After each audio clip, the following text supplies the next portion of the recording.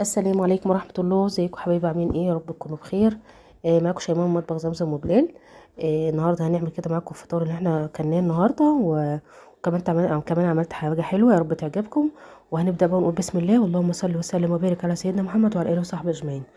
بصوا بقى يا بنات، انا جبت ايه محشي اللي هو بتنجان وكوسة وفلفل. تمام. بصوا طبعا انا صراحة بجيبه مقور، يعني مش بقوره. انتوا طبعا عارفين ان انا دراعي تعبني من الخشونه والغضروف في رقبته وكده. فصراحه مش بقدر يعني ان انا ايه، مش بقدر ان انا اقوره يعني. بس فانا بجيبه صراحه مقور كده وبغسله طبعا كويس زي ما انتوا شايفين. تغسليه بقى بالملح، ممكن تحطي في الميه ملح، وممكن تغسليه برضه تحطي خل. بس انا كنت حاطه ملح وغسلته طبعا زي ما انتوا شايفين مرتين. لازم طبعا تغسلي كويس مطرح ايدين الناس وكده، ومن كمان من الطينه والتراب وكده. بس فغسلته بقى زي ما انتم شايفين. وهنعمل طبعا ايه الخلطة عادية خالص. طبعا كلكم عارفينها. قبل ما ندخل بقى في الاكل عايزه اقول لكم يعني ايه. اكثروا من الصلاة على الرسول. يعني الصلاة على الرسول دي بتعمل معجزات والله العظيم، تجربة يعني. صلوا على النبي كتير واستغفروا كتير، ايام مفترجة، ربنا يتقبل منا ومنكم يا رب ان شاء الله باذن الله. وبنات انا عايزه اقول لكم انتوا تخشوا تتفرجوا على عيني وراسي، تتفرجوا مشرفيني منوريني مشاهدات يعني ايه. ها بتبتدي تزيد. بس مش بتحطوا اللايك ليه؟ يعني تتفرجوا بتنسوا تحطوا اللايك، ولا الفيديو مش بيعجبكم؟ قولوا لي يعني حد يكلمني في التعليقات، اي حاجه قولوا لي، اي حاجه في التعليقات قولوا لي حلو، قولوا لي وحش، اي حاجه يعني. بس فيا ريت بس عشان انتوا بتخشوا بس تفتحوا الفيديو، فانتوا كده متهيألي الفيديو كده بيقع. تمام. يعني بس خشوا اتفرجوا شويه عليه، ما تجروش الاعلانات. وتحطوا اللايك اول ما تفتحوا الفيديو، تحطوا اللايك عشان ما تنسيش، يعني دي اهم حاجه، لان اللايك زي ما قلت لكم بيرفع الفيديو. آه بيخلي بيوصل لناس تانية. اللايك دي بتخليه يعني يبقى يتنشر كده وناس كتير تشوفه. تمام. فمعلش ربنا يجازيكم خير في الايام المفترجه دي. يا ريت بس ايه، تحطوا اللايك كده وما تنسوش. ربنا يبارك لكم. والله بدعي لكم ربنا يخليكم ويكرمكم ويديكم الصحه والعافيه ويكفيكم شر الامراض باذن الله. اهم حاجه الدعوه دي يا بنات. ربنا يكفينا شر الامراض، يعني تدعوها دايما على طول. وطول ما انتوا بقى قاعدين، يعني طول ما انا بنضف البتنجان وكده، بصلي على الرسول، بصلي على الرسول وبستغفر. هنا كنت بشيل الحرف بتاع الكوسه من تحت، ما كانوش شالوه، انا ما بحبوش صراحه، مبقاش نضيف، فكنت بشيله بالسكينه كده. يعني زي ما انتوا شايفين غسلت البتنجان خلاص وحطيته كده يتصفى في المصفى. وكمان بغسل الكوسه زي ما انتوا شايفين. آه بس ف فبس بقول لكم بقى يعني ايه، يعني ما تنسوش الدعاء في الايام المفترجه دي لكم ولغيركم. بس وصلوا على النبي كتير وتدعوا كتير. وانا بدعي لكم والله ربنا يكرمكم ويصلح حالكم ويديكم الصحه والعافيه ويخليكم اولادكم يا رب كده، ويكفيكم شر الامراض يا رب باذن الله. ويتقبل منكم اعمالكم يا رب ان شاء الله، وصيامنا وصلاتنا باذن الله. ويرزق كل مشتاق بالذريه الصالحه يا رب، قادر كريم يا رب العالمين. ويرزقكم باللي بتتمنوه يا رب. بس شدوا حيلكم معايا بقى في القناه عشان نفسي تشتغل والله العظيم يعني. عشمنا في وجه ربنا هي هتشتغل باذن الله، يعني عندي يقين بالله باذن الله هتشتغل باذن الرحمن ان شاء الله. وربنا يرزقنا منها الخير باذن الله. بس طبعا شايفين الفيديو شارح نفسه. عملنا يعني غسلت الكوسه اهي وشلت الحرف اللي من تحت ده، انا مش بحبه زي ما قلت لكم، مبقاش فيه يعني مبقاش نضيف. مهما تغسليه بتلاقيه كده مش نضيف يعني، فانا بقى ايه بشيله يعني. بشيله عشان كمان تبقى الكوسه شكلها حلو. مش بحب بقى اشيل القشر بتاعها، يعني اكيد القشر ده ليه فايده سبحان الله يعني.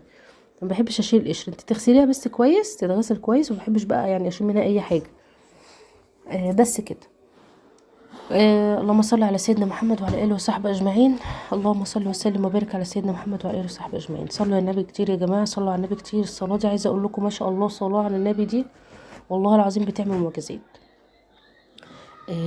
عايزه اقول لكم ايه تاني. آه، يعني ادعوا كتير في الايام المفترجه دي، صلوا على الرسول كتير كتير على قد ما تقدروا. انا طول ما انا في البيت وطول ما بعمل اي حاجه في البيت، بغسل مواعين بنظف بعمل، بصلي على الرسول. يا انا دايما بستغفر، اجي استغفر الاقي نفسي بصلي على الرسول، ما اعرفش ازاي فبكمل صلاه على الرسول. بس لازم برضو نستغفر شويه ونصلي على الرسول شويه. ولو صليت على الرسول طبعا ما فيهاش اي مشكله طبعا، اللهم صل على سيدنا محمد. بس طبعا بنستغفر ونتوب، وطبعا يعني هي الصلاه على الرسول برضو بتمحي الذنوب، برضو بتغفر الذنوب. فدايما كل ما اجي استغفر الاقي نفسي ايه بصلي على الرسول. فانتوا كمان قولوا لي انتوا كده زيي ولا ايه؟ ناس كتير بتقولي كده برضو، كل ما اجي استغفر نستغفر نستغفر ونلاقي نفسنا بنصلي على الرسول.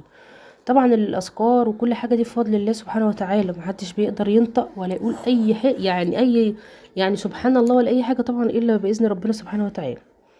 تمام. بس هنا كنت غسلت البتنجان بقى الحمد لله بفضل الله.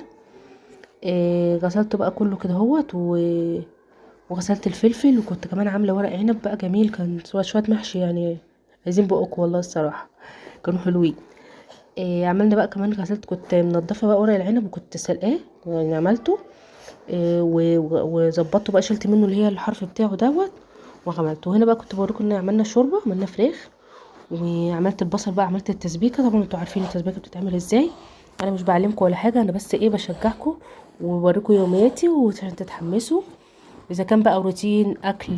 بصوا انتوا ما تعملوش كله مره واحده يعني. انا بدات فيه من بالليل، عملت التسبيكه من بالليل وابتديت في حشو البتنجان. واختي بقى الله يبارك لها يعني ايه، هي اللي حشت لي، هي اللي لفت ورق العنب، احنا كنا نفطر مع بعض. تمام. هي كانت عازماني اول يوم وبعد كده انا عزمتها، هي بقى ربنا يديها الصحه، هي اللي بتلف الصراحه ورق العنب بالكرنب يعني زي والدتي الله يرحمها. انا خلقي ضيق يعني ممكن انا احشي بس حشيت الكوسه والبتنجان والفلفل، لا هي اللي حشت الفلفل، انا حشيت دولت، وهي بقى ربنا يبارك لها اديها الصحه، ادعوا لها كده ربنا يشفيها ويعافيها يا رب، هي اللي عملت الورق العنب. بس كده زي ما قلت لكم بقى، هنا كنا عملته بقى من بالليل، وهي اختي جت حشت الورق العنب يعني. بس هنولع بقى عليه وهنسويه. وكانوا شويه محشي زي الفل يعني الصراحه، كانوا حلوين ما شاء الله اللهم بارك يعني. بس هنا بقى كنا مولعين على الشوربه وكنا خلاص بقى استوى ما شاء الله. كنا الفراخ دخلتها الفرن، انا كنت سلقاها وحطيتها كده بس في الفرن تاخد لون. هنا كان ما شاء الله بقى الاكل استوى الحمد لله بفضل الله، وكان فضل ونعمه يا رب. الاكله دي متهيألي احنا ما بنكررهاش في رمضان تاني، هي مره واحده بناكلها في رمضان يعني، مره واحده بس. هي مره واحده يعني عشان يبقى اكل دسم، احنا بنقعد ناكل فيها يومين محشي، ده يومين ثلاثه لحسن ما يكفي بقى. بس وكلنا وفطرنا والحمد لله ونعمه وفضل.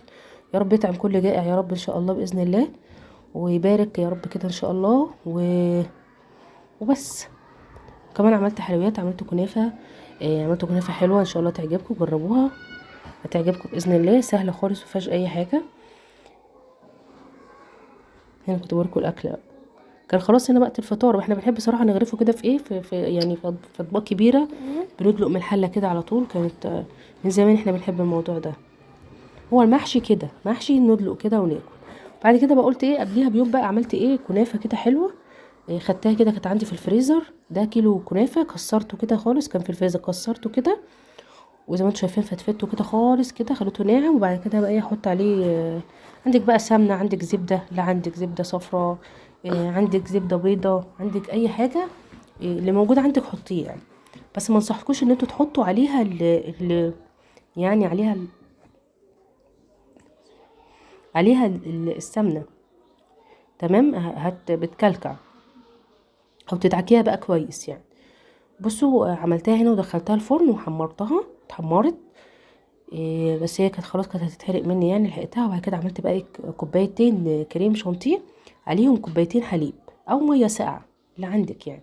وكان عندي بقى فراوله قطعتها صغير زي ما انتم شايفين، وفي نوتيلا برضو عندي كمان يعني، ممكن تعملوها بالنوتيلا، ممكن تعمليها بالكريم شانتيه، ممكن تعمليها باي حاجه انت بتحبيها.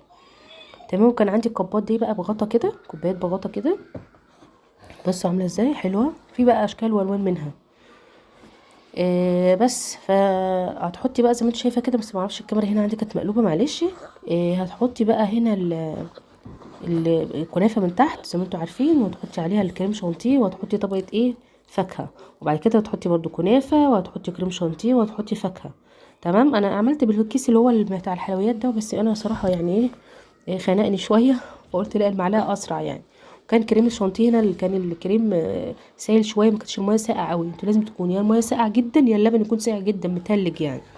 تمام. بس زي ما انتم شايفين بقى كده حطيت كل الكميه، بس هي كانت عايزه يعني كان الكوبايه دي عايزه تتملي يعني تتملي كنافه، تبقى اعمل طبقه تاني من فوق. المهم عملت حبه بالكريم شانتيه زي ما انتم شايفين اكتر، وعملت 4 بس ايه بالنوتيلا يعني، كانت عندي نوتيلا في البيت وبس. وكانت عندي بقى الفراوله موجوده، طبعا الفراوله ملهاش روح، روحها قصير يعني، فقلت لا طالما بقى عندي اعملها على طول عشان لو باتت بتبقاش حلو بتبوظ يعني. بس فزي ما انتم شايفين بقى كان طعمها جميل جدا، كانت حلوه جدا، كان سكرها معقول. بس فزي ما انتم شايفين بقى كده قعدت احط الفاكهه من فوق كده، وعيالي طبعا واقفين معايا عايزين ياكلوا عايزين يدوقوا يعني، واقفين بقى جنبي. بس فعجبتهم يعني، ما شاء الله كان طعمها حلو يعني، جميله يعني. اتمنى انتوا تعملوها، وما تنسوش اللايك بقى والاشتراك في القناه لو الفيديو عجبكم. ما تنسوش اللايك عشان انتوا بتخشوا تتفرجوا ومش بتحطوا اللايك. ماشي ماشي. كل سنه وانتم طيبين. كل ما اعمل فيديو في رمضان اقول لكم كل سنه وانتم طيبين. بس كده حطيت بقى كل الكميه، وكنت بوريها لكم بقى كده خلاص، وغطيتها كمان.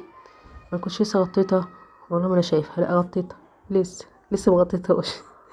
هغطيها دلوقتي. بس كنت بوريها لكم شكلها جميل وطعمها حلو جدا والله العظيم. بس انا زي ما قلت لكم كنت المفروض ازود شويه. ده كان الفيديو بتاعي النهارده. ما تنسوش اللايك بقى والاشتراك في القناه. السلام عليكم. حط اللايك يا ماما.